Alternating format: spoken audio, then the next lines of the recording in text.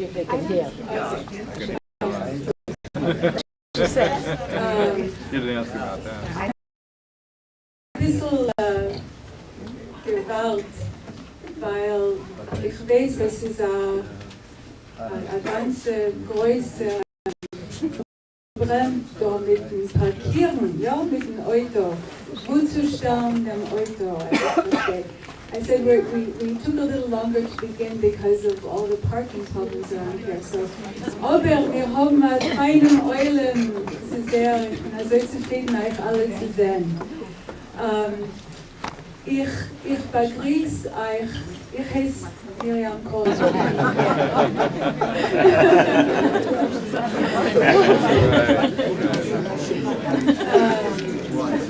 Ich muss verstehen, es sorgt sich nicht, weil der Programm wird sein am meisten auf Englisch. I said those that didn't understand, don't worry because this program will be mostly in English. I really do feel like Loka with this stand here. There are lots of changes. Those of you, and I'm going to switch to English, although I think you got the idea, a little bit of me. I want to welcome you all, members of CIYCL, members of the Yiddish Culture Club, students of UCLA and AJU, and all friends of Yiddish. Thank you so much for being here this afternoon on this beautiful day. In this very venerable place, really, this is the place where the Yiddish Culture Club has been meeting for many, many years. And there's a change. And the big change really came some months ago, as most of you know, with the passing of the president of the Culture Club, Lilke Meisner, who was also a beloved friend of myself and many of you here. So things are a little bit different now from what they were. And in the words of a friend and colleague, Sheva Zucker, we, that is the followers of the rabbi, we may not know the words so well. And we may not even know the place where you need to go pray. And we may not even know where we came from exactly. But we have the intention, and the intention is to go forward and to make sure that everyone has an opportunity to learn something, to experience the joy of this wonderful Yiddish heritage that just one generation ago, meaning the generation of many of the people here today, was spoken by and loved and appreciated by most Jews in the world. So the fact that for many people this is no longer the case doesn't mean that we have to accept that very strange reality, and we need to create our own reality, which is to make sure that Yiddish is alive to the extent that we can bring it to the wine that I'm very proud to bring you today. So I want, first of all, to thank the Yiddish Culture Club for making this event possible. And thank you also to our wonderful donors, our major donors without whom we couldn't be doing this, Ruth Ziegler and Nurit and Rick Amdor and Louis and Lee Leiner. And all of your membership and contributions, those of you who are members and hopefully will continue and or if not, for the first time be members, all of this helps us to go on with our work. And so what is our work? What is it that you can expect from us after today? Well, this is actually the inauguration of the Yiddish Institute's series on contemporary Yiddish culture, and which we've done for the last 5 years. And we have a whole bunch of wonderful programs lined up. So starting in the new year, actually we're starting today, but in the new year, January, we're going to skip next month, we have a whole array of programs from literary, very literary, to hands-on Yiddish theater, to musical illuminations of lesser-known aspects of the culture. We have Yitzhak Naborsky. Professor Yitzhak Naborsky is going to be with us from Paris in January. So mark your calendars, January 10th. If you want to come and hear a gorgeous Yiddish, you can hear it from one of the greatest Yiddish professors, teachers, dictionary authors in the world, Yitzhak Naborsky, on January 10th. He'll be speaking on the grandfather of, I say that in quotes, of Yiddish literature, Mendele Moiches Foren. Professor Miriam Isaacs from University of Maryland will be joining us in January or February on the theme of magic in Yiddish literature. The foremost Yiddish theater specialist from New York, Nama Sandrow, will offer a day-long hands-on Yiddish theater workshop. And our very own Yiddish theater expert and director, Sibel Bender, will do a special program on Yiddish theater as illustrated by her extensive collection of rare Yiddish theater posters. Cantor Sharon Bernstein, who will join us from the Bay Area with a program called Angels and Whores, which is the sacred and profane in little-known Yiddish songs. Bella Briggs Klein, who's an Israeli Yiddish activist and leader, will be speaking about her father, Rachmiel Briggs, who's a noted Yiddish writer of black comedy. And we might have the head of Young Yiddish, Israel Mendy Kahan, also in the spring. So, lots of good things coming up. So we hope that you'll join us. You all got here somehow. So I'm assuming that many of you received emails. Yes, how many of you? Can I have a show of hands of those who received emails? And how many of you only got notice through the mail? Only through the mail. Okay, so if you have an email, we need it, because very likely our announcements in the future will be only done that way. So if you haven't put your email down at the front there, then please do so at some point today, okay? So the word gets out, and that's terrific. Also want to give special thanks to board members Joyce, Tamara, and for great help, and Sheldon Londoner, who's standing in as the LAYCC, the Yiddish Club point person and volunteer for all his help today. And also our other volunteers, Monica Hamlet and Jeff, I don't know your last name, but Jeff, and Netta Avineri. Thank you so much. So I mentioned that you can become a member of the Yiddish Institute. There are some envelopes there, but if we do have the benefits of being a member, discounts to our events, other gifts if you're a member at a higher level. Check our website, which is yiddishinstitute.org, and it has all the details on becoming a member. Question?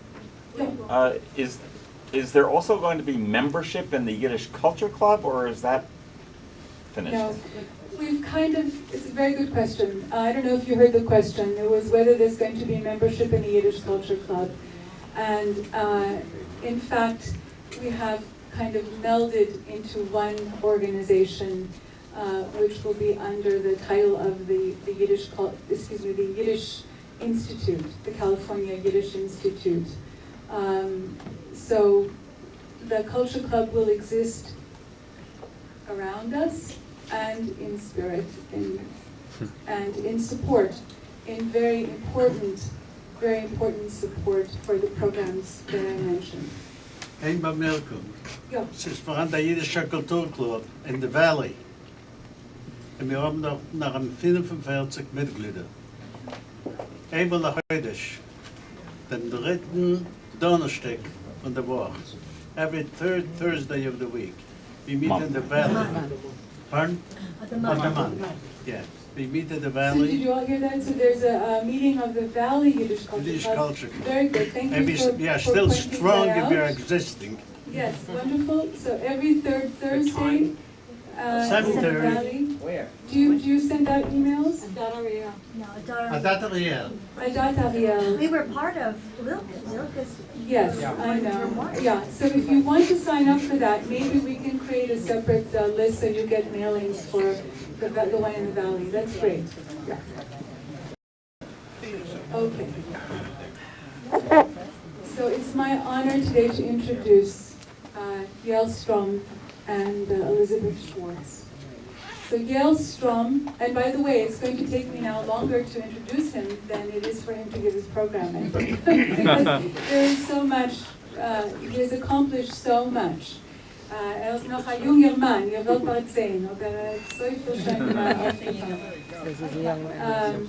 Yale Strom is a violinist, composer, filmmaker, writer, photographer, playwright.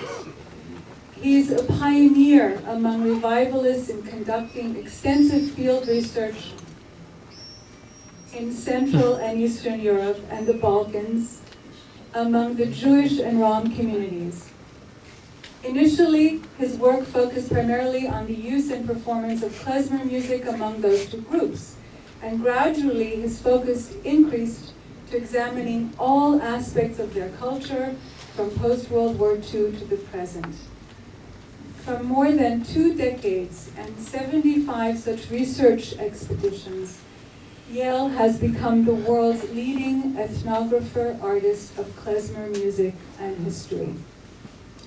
His klezmer research was instrumental in helping form the repertoires of his klezmer band, Hot Pastrami, which is in New York and in San Diego. Since his band first began in 1981, he's been composing his own new Jewish music, which combines klezmer with Hasidic nigunim, Rom, jazz, classical, Balkan, and Sephardic motifs. And these compositions range from quartets to a symphony, which premiered with the St. Louis Symphony Orchestra. He composed original music for the Denver Center production of Tony Kushner's The Dybbuk. He also composed all the new Jewish music for the National Public Radio series, which some of you may be familiar with, Fiddlers, Philosophers, and Fools, Jewish short stories from the Old World to the New, as well as numerous film and dance scores. Yale is also one of the only top composers of Jewish music to carry on the tradition of writing original songs with Yiddish lyrics about humanitarian and social issues, as well as melodies for synagogue liturgy. He has 13 CDs, which run the gamut of traditional klezmer to new Jewish music. He was the first klezmer violinist to be invited to instruct master classes at both the American String Teachers Association and the Mark O'Connor Fiddle Camp. He's the author of a number of books, including The Book of Klezmer, The History, the Music, the Folklore, which is a 400-page story with original photos and sheet music gathered by Yale during his 60-plus ethnographic trips to Central and Eastern Europe. Also, a wandering through the Jewish culture of Eastern Europe, which was written in collaboration with his wife, Elizabeth Schwartz, is part cookbook and part travelogue. The Absolutely Complete Klezmer Songbook, and his first children's book, called The Wedding That Saved a Town. As a filmmaker, he's directed 5 award-winning documentary films: At the Crossroads, The Last Klezmer, Karpati, 50 Miles, 50 Years, L'Chaim, Comrade Stalin, and Klezmer on Fish Street. The Last Klezmer was shortlisted for an Academy Award. Klezmer on Fish Street won the 2003 Palm Beach International Film Festival, special jury selection. And there's been a recent film called A Man from Munkach, the Gypsy Klezmer. And he's working on a film, a feature film called Canary, and a documentary, Detroit in Black and White. So that's quite a lot, yeah?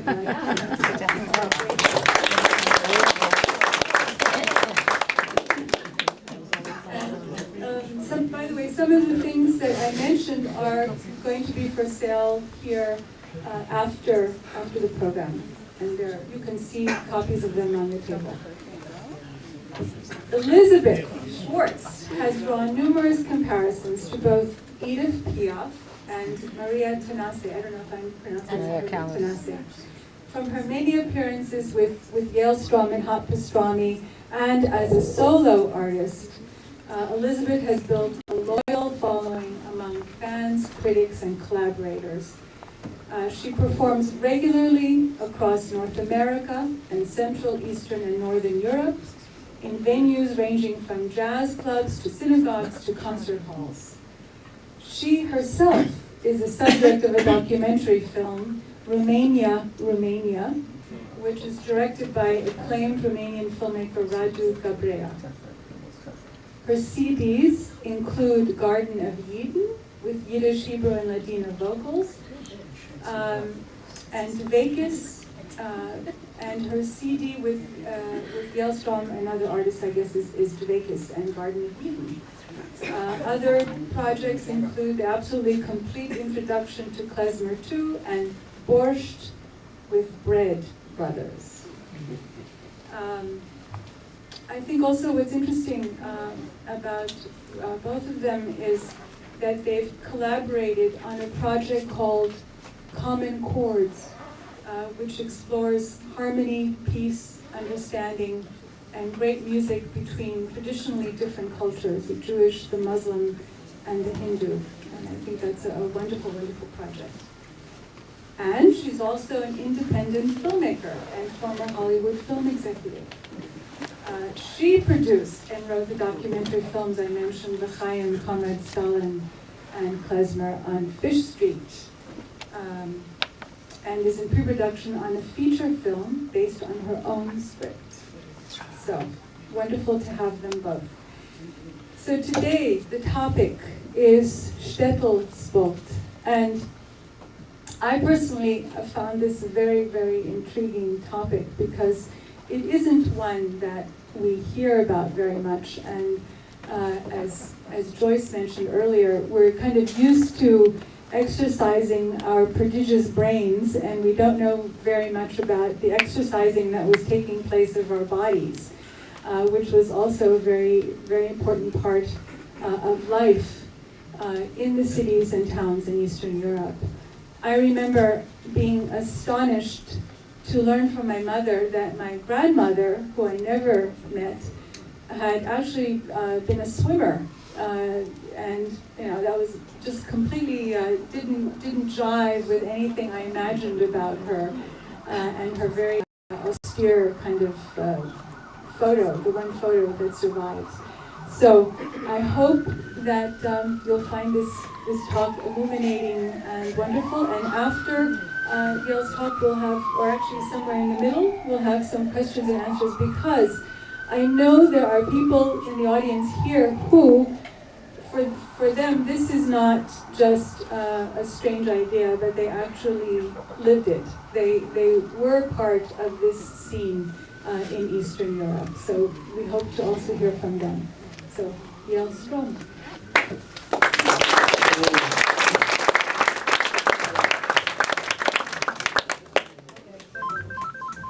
Yes, cell phones off, please.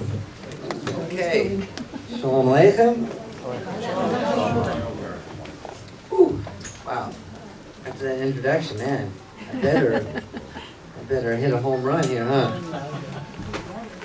Okay, still sport. I'm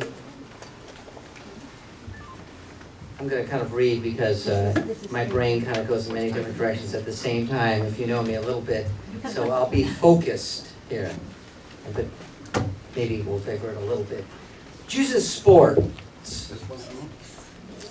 We all know how much Jews contributed to the cultural heritage of humankind, from Freud in the realm of psychology, Einstein in the natural sciences, all the way to Marx in politics, Kafka in literature, and Schoenberg in modern music.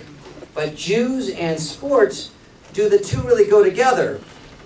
In the Europe between the world wars, one knew that Jews could win Nobel Prizes, but that in 1925, a Jewish soccer team, football, right? And we say it in Yiddish, football, the ball. A Jewish soccer team like Hakoach Vienna could beat the best European team, West Ham or Ham United, 5-0. On their London home grounds was a real source of honor and pride. And if you don't know anything about soccer, as we call it in America, because we're inundated with basketball and American football, or baseball, Hilka Pilka, it is the most watched and sport with the most participants in the world today. Some Zionists derided the idea of muscle jewelry before World War I. The later founder of the academic study of Jewish mysticism, Gershom, then still Gerhard Scholem, was a famous example. His father was a member of the athletic association Berliner Turnerschaft, gymnastics, which after 1890 became more and more open to anti-Semitic influences.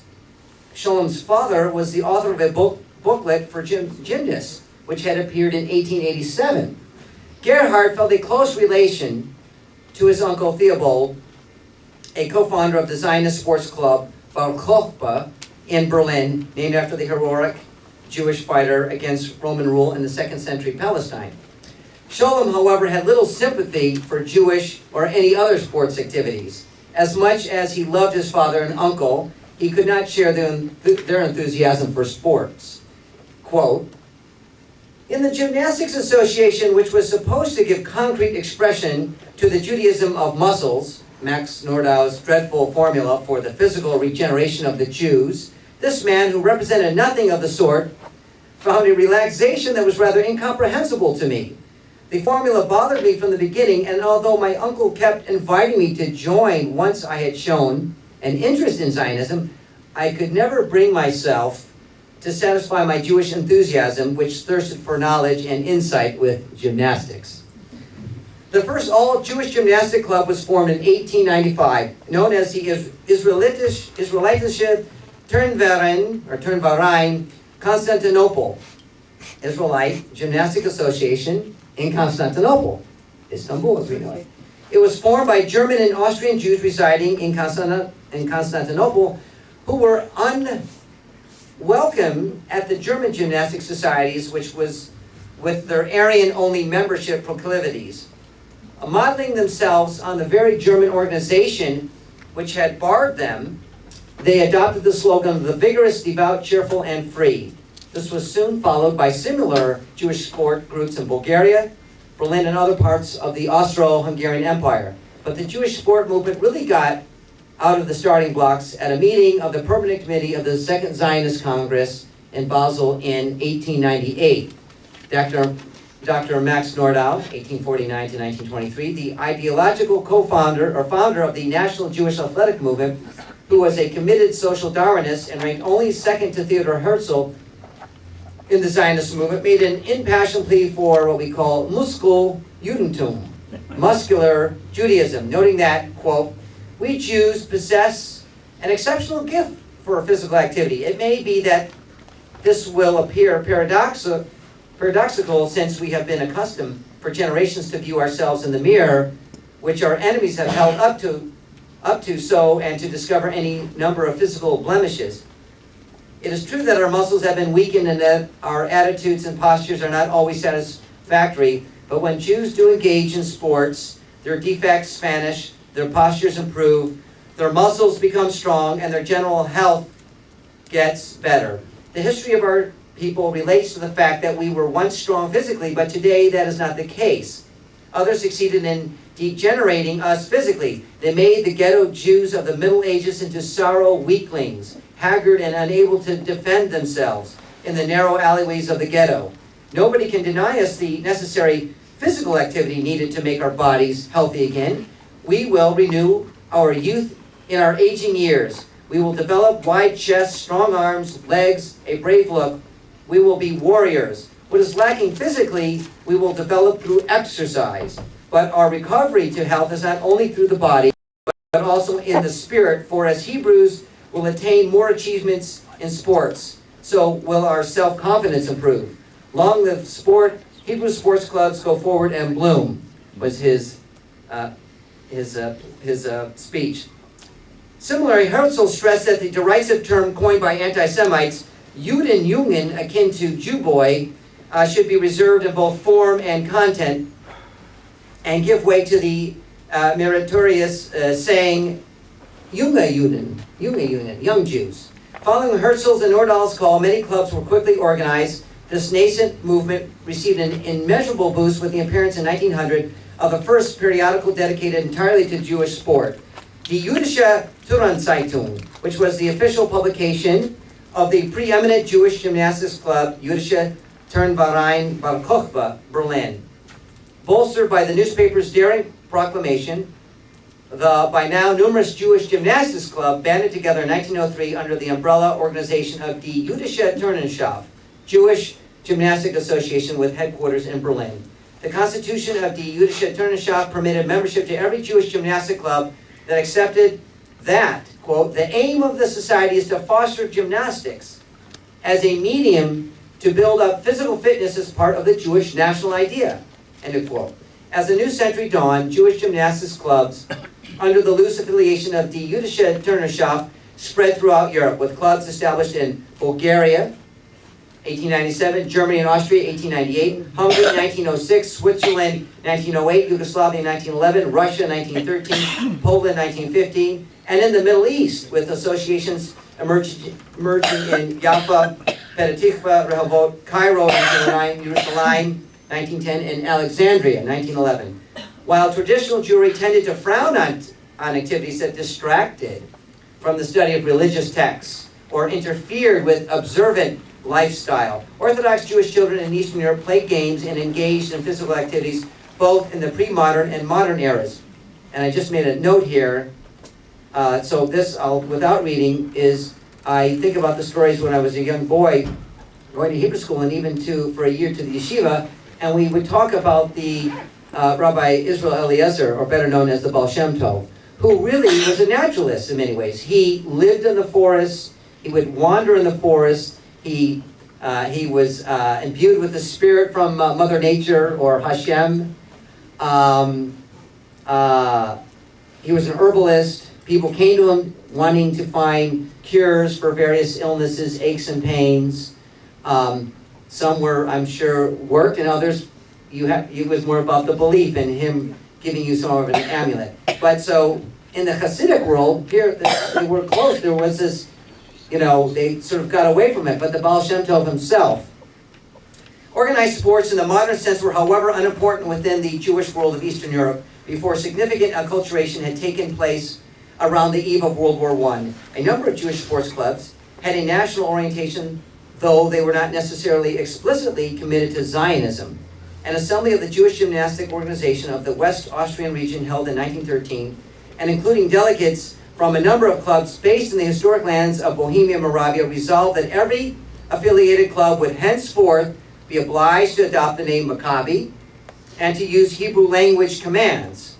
The first Jewish athletics federations in Galicia in the 20th century, Lemberg, Lvov, Kroka, Krakow. Before World War I, Jewish sports societies in Galicia had attracted 2,776 members in 27 clubs.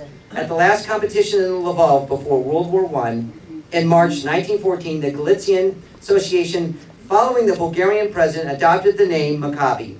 In Russia, the first Maccabi Society was founded in Odessa in 1913, but Tsarist authorities soon banned it, deporting the leading members to Siberia. After the October Revolution, the Maccabi movement enjoyed an upturn until the Bolsheviks, as part of their anti-Zionist policies, turned against the movement and shut it down.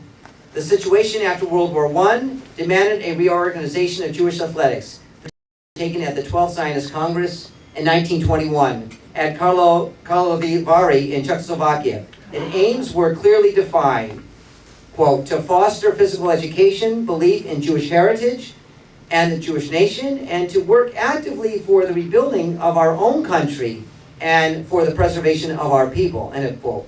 What emerged was the World Maccabi Union, led by Heinrich Kuhn of Berlin. Until the start of World War II, East European members of the Union included organizations from Romania, Hungary, the Baltic states, Czechoslovakia, and Poland, as well as Bulgaria and Yugoslavia. The origins of World Sports Organization, named after Judah the Maccabee, harks back to the foresight of young European Jews towards the end of the 19th century. They saw the formation of a national movement as an integral part of the dream of national home in Palestine. These Jews advocated a real change in the lifestyle of Jews, especially concerning the physical condition of ghetto Jews. During this period, Jewish sports clubs were founded in Eastern and Central Europe. The first club was founded in 1895 in Constantinople and named the Jewish Sports Club. In 1897, a club was established in Bulgaria. In 1898, the founding of Bar Kokhba in Berlin. Other clubs that followed were named after Bar Kokhba, of course, the Strom, after the hero Bar Kokhba of ancient history, Jewish history. HaKoach, the strong, Hagibor, the brave that symbolized strength and heroism. The basic premise behind the founding of these clubs was of Jewish nationalism. The concept was that the Jews were not only a religious entity, but also was based on a common historical and social background, having special cultural and psychological concepts that have been preserved to this day, resulting in a strong recognition of collective belonging. In the editorial written in the first edition of the Jewish Sport Monthly, published May 1900, which was eventually called Maccabi, summarizes the aims and ambitions of the movement in the phrase, a healthy mind in a healthy body. Nationally, conscious Jewish sports organizations did not make much headway in the Russian Empire. In fact, the occupation of Poland by the German military that created conditions allowing for the first formal creation of a Maccabi club in what had been the Russian Empire. By 1917, there were around 43 Maccabi clubs in German-occupied Poland. Another development was the founding of a youth movement, Maccabi Tzair, Junior, a little slow. The first groups were formed in Germany in 1926, besides the adult Maccabi movement. At the World Maccabi Conference in Czechoslovakia in 1929, a decision was taken to form Maccabi Tzair groups alongside all adult organizations. In 1933, Maccabi Tzair was established in Eretz Yisrael, spreading across the country, attracting thousands of youth and children.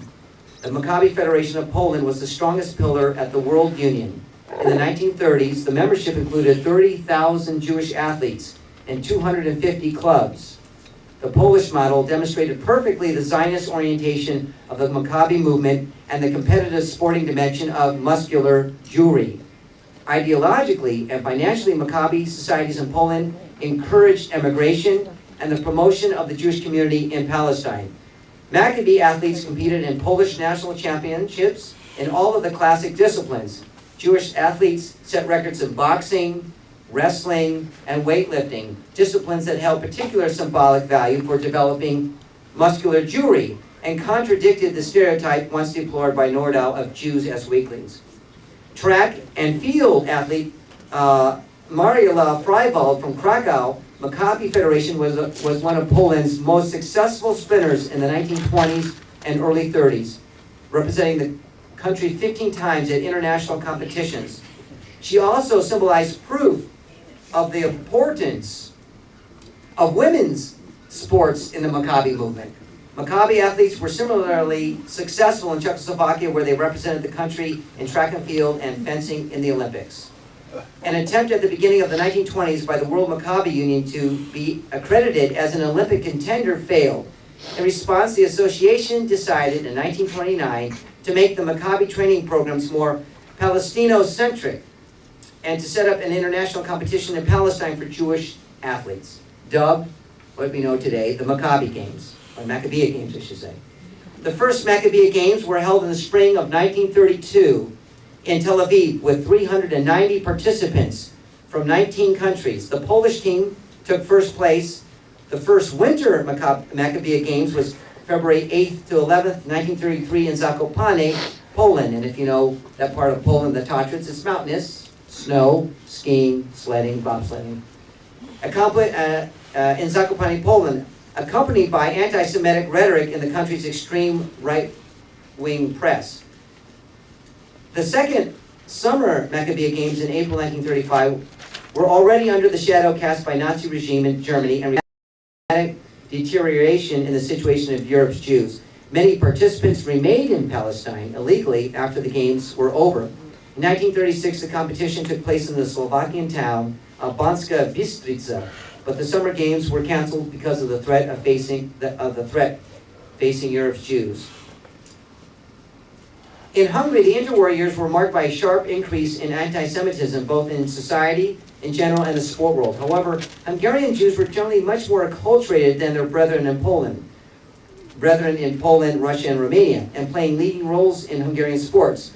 19 Olympic medals were won by Hungarian Jews in pre-World War I era in such fields as gymnastics, fencing, swimming, and wrestling. Despite the rise of anti-Semitism growing during the interwar period, Hungarian Jews won approximately 30 Olympic medals during these years. Hungarian Jews also played a prominent role in soccer, football, and table tennis, which were extremely popular sports in all of Europe. The exceptionally prominent role played by individual Hungarian Jews in sports were facilitated by linguistic acculturation, speaking Hungarian rather than Yiddish, relative economic well-being, and immersion in Hungarian culture. Compare this to Polish Jews, who had long been separated to a significant degree from their non-Jewish neighbors. Hungarian Jews were integrated in many aspects of general society. Ideological and class divisions within Polish Jewry had a major impact on the world of Polish Jewish sports. The club which one played usually also stood for one's political orientation. The right-wing Zionists gathered around Beitar. The mainstream Zionists assembled around Maccabi. Socialist-oriented Zionists founded the Hapoel sports movement. And the socialist, anti-Zionist Bundes were active in Morgenstern teams. Maccabi, as I stated earlier, had a notable presence in the Polish Jewish community throughout the interwar period. They issued 2 periodicals during these years, read by many athletes as well as non-athletes, Glos Maccabi and Ha Maccabi. However, unlike in Czechoslovakia in the interwar period, in Poland, a number of competitors to the Zionist-oriented Polish Maccabi emerged. The organization Stern, affiliated with the left Poel Zion, was established in 1923. Then about 3 years later, Morgenstern, Morning Star, was created and identified with the Bund and Hapoel, affiliated with the right Poel Zion. Those affiliated with the right Poel Zion came into being in the 1930s. There were also individual sports clubs during the interwar years, not full-fledged sports movements, sympathetic to the revisionist Zionists, the Folkists, and to the Jewish section of the Communist Party. By 1939, there were 27 different Jewish sports organizations in Lodz alone, representing various sectors of the Jewish population. Though there were not any Jewish sports movements among the Orthodox and Hasidic Jews, some of the Jewish sports clubs did mirror certain significant divisions within Polish Jewish society. For example, the Lodz-based Bar Kokhba Association were led by individuals who believed that Yiddish was insufficiently standardized to serve as a common language, and who therefore promoted the use of Hebrew for this purpose. Morgenstern and Stern, however, were both committed to Yiddish. That means, of course, you're speaking Yiddish, but that means the commands. That means the referees had to understand Yiddish. And there were Gentile referees. I was speaking to a Jewish woman, and I'll come to that at the very end, whose father was a great soccer player, and she said the referees had to learn enough Yiddish so they could give the commands in Yiddish, or say, no, unsportsmanlike context, so forth and so on. Morgenstern and Stern similarly espoused socialist ideals and perceived Maccabi as bourgeois, nationalist, and reactionary. At its height, Morgenstern had some 5,000 members, more than 1,500 in Warsaw alone, and 170 branches. Morgenstern had a monthly publication called Arbeit Sportler, that was replaced in the 1930s by the bi-weekly Volkszeitung für Sport, which was inserted as a section in the Bund's bi-weekly newspaper, the Neue Volkszeitung. Morgenstern's purpose was to attract young put into practice key Bundes principles. Morgenstern rejected all forms of militarism and nationalism.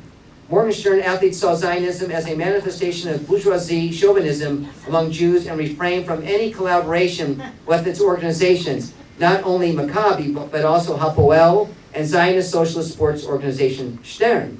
The theory of workers' sport that guided Morgenstern's activities, and this is the kind of house I grew up in, so my dad, when we would play, when I was very young, I'd say, "What?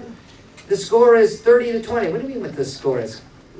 Forget about the score. We don't keep score." Of course, that would piss me off, you know, 'cause he always said he won at the end. The theory of the workers' sport that guided Morgenstern's activity was that the socialist movement must offer the working masses intellectual and ethical tools that will allow them to become historical agents and empower them to replace the bourgeoisie order. Morgenstern organized and sponsored athletic activities for both working men and working women to help free their bodies and minds from the effects of their oppressive, monotonous daily physical work. Morgenstern emphasized participation in non-competitive sports. In fact, a large majority of its membership belonged to its non-competitive sections. Morgenstern believed that a socialist sports movement should not emphasize the creation of individual stars or the breaking of athletic records, but rather should concentrate on the promotion of physical health and education for the masses. It therefore encouraged activities such as gymnastics, hiking, and bicycling, and was not focused on soccer, as were most other Jewish, non-Jewish sports movements were. And so thus today I proclaim that you have to start your Morgenstern bicycle group here, right? You like to bicycle or hiking? Why not? You know? She says you shouldn't all be cerebral. You guys, some of you look like you could use a little exercise. The most popular activity was gymnastics, and after that, eurythmics, as I heard someone speaking earlier. The art of interpreting in bodily movements the rhythm of musical compositions, applied to a method invented by Emile Jacques Delcroze, a Swiss composer, aiming to develop the sense of rhythm and symmetry. This sport was dominated by women. In 1929, Morgenstern proposed a total ban on boxing, a brutal and unhealthy sport, and tried to impose competitiveness in soccer, but too many Jewish athletes, as well as the public, continue to play with the same standard competitive rules. So on one hand, you vote socialist, and you yes, socialist, you're on that field, man, I want to beat the brains. I'm scoring that goal, and hell with it, it's 1-0, and we're winning. And you know about soccer, football, you know, 1-0, that's a big score. Often it's 0-0. However, Stern asserted that there was no such thing as a proletarian sport, and that the class character of a sports movement depended on who led the movement and on the movement's goals. They rigorously promoted boxing and soccer. In 1931, Morgenstern sent 300 workers to the Workers' Olympic Games, where they proudly marched along the avenues of Red Vienna, displaying their Yiddish banners. Some 100,000 worker athletes from 26 countries participated in the Games, in contrast to 1,408 participants at the Olympic Games in Los Angeles in 1933. The Vienna Workers' Olympiad attracted 250,000 spectators, and it easily surpassed its rival, the Olympic Games, the IOC Olympic Games, not only in the number of competitors and spectators, but also in many cultural events it included. And like the Olympic Games, the Workers' Olympiad stressed internationalism, solidarity, and peace, and did not restrict entry on the grounds of sporting ability, but invited all athletes, encouraging mass participation. An even more monumental Workers' Olympiad was planned for Barcelona in 1936, in opposition to the Nazi Olympics in Berlin. However, the Barcelona Workers' Games never took place due to the outbreak of the Spanish Civil War, almost exactly at the same time the Olympiad was scheduled to begin.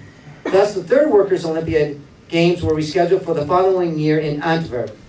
Despite intensive preparations, the Morgenstern was banned from participation in this event by the Polish government. Polish Jewish sports movements often sponsored a very broad range of activities, extending well beyond matters related directly to physical education. In Vilna, both a mandolin orchestra and dramatic group operated under Morgenstern's auspices.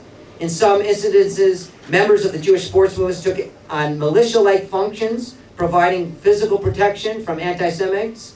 to otherwise defenseless sectors of the Jewish population.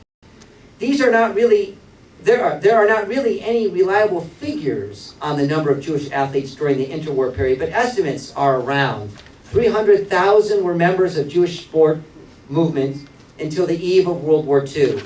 Preliminary research done by YIVO in 1936 suggests that there were 107 branches of Morgenstern and 44 branches of Stern and 190 branches of Maccabi in 1937, just in Poland. Morgenstern claimed to have some 5,000 members in 1934. In the late 1930s, the Morgenstern branch in Warsaw grew while the Stern grew smaller. In 1938, Morgenstern's Warsaw branch had exactly 1,855 members and was larger than it had ever been, due largely to the voting strength and popularity of the Bund in Warsaw in the late 1930s.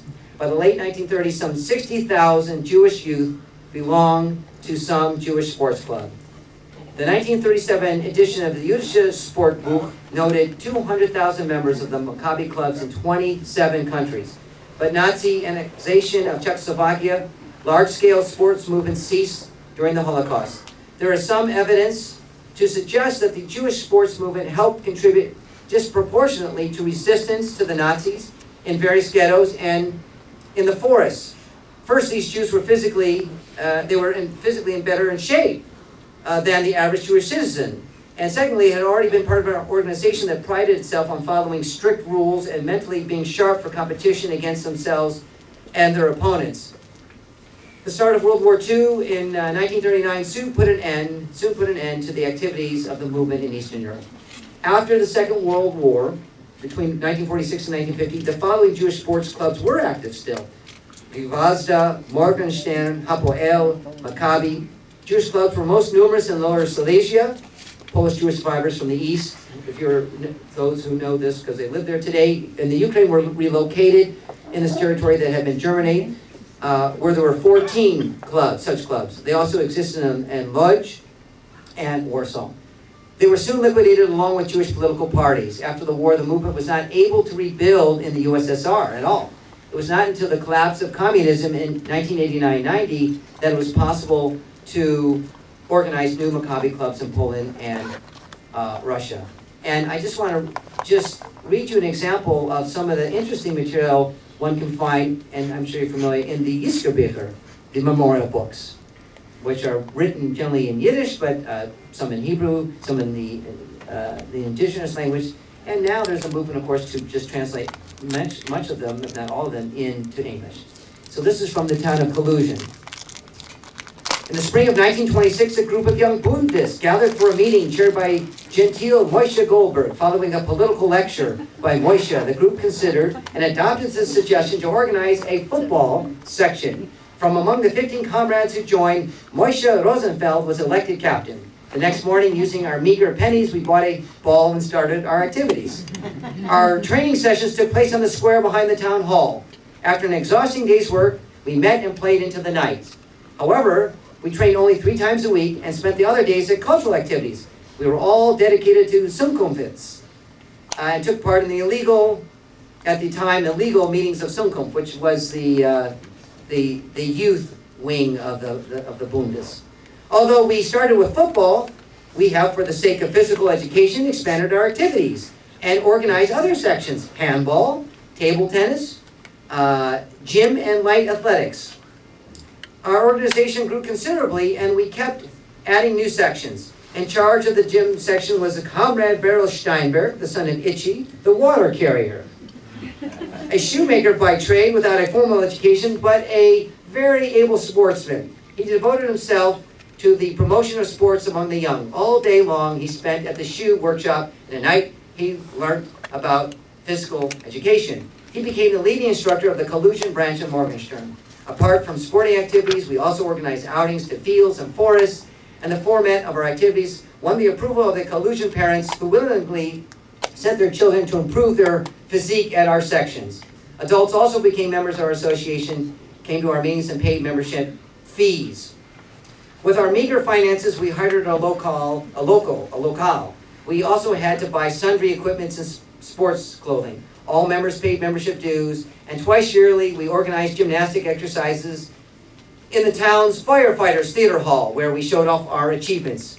These performers were appreciated by the townspeople, and he goes on with a list of very wonderful, good Yiddish names: Vevel, Zhonjinsky, Moshe Rosenfeld, Yoshka Kapuche, and et cetera, et cetera, et cetera. And of course, sadly, at the end, these were all people who deported and died in Majdanek and Treblinka. And lastly, before I take some questions, is just this week I called a friend of mine in New York who's 80 years young, and she comes from the town of Groditz Mazowiecki, which is outside of Warsaw, not far from Warsaw. And her father was a very avid football player.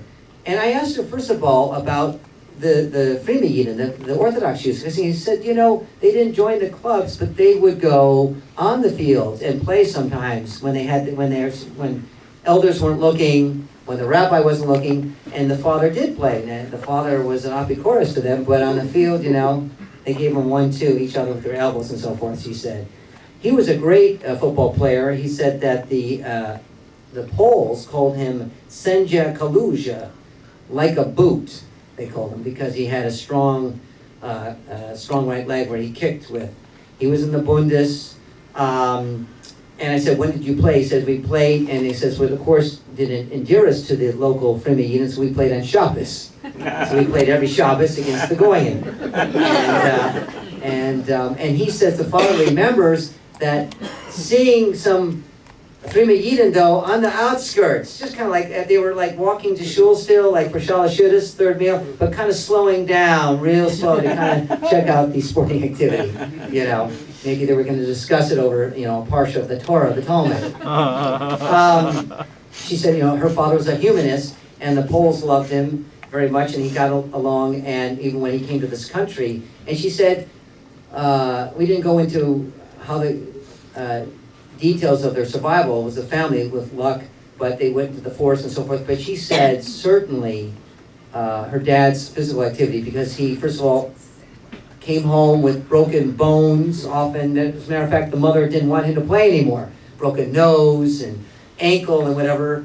And he's, you know, yo, mama, yeah, you know, but, you know, that was about it. And the next week out, he'd be bandaged up and he'd be out on the playing field, like any kid. And she said, though, the physical pain that he was able to take on the field, also then he was able to say, okay, to transfer that into the forest when he was fighting, and also just going through pain of hunger and the cold and so forth, etc. He was part of a group also known as Hakvura there, and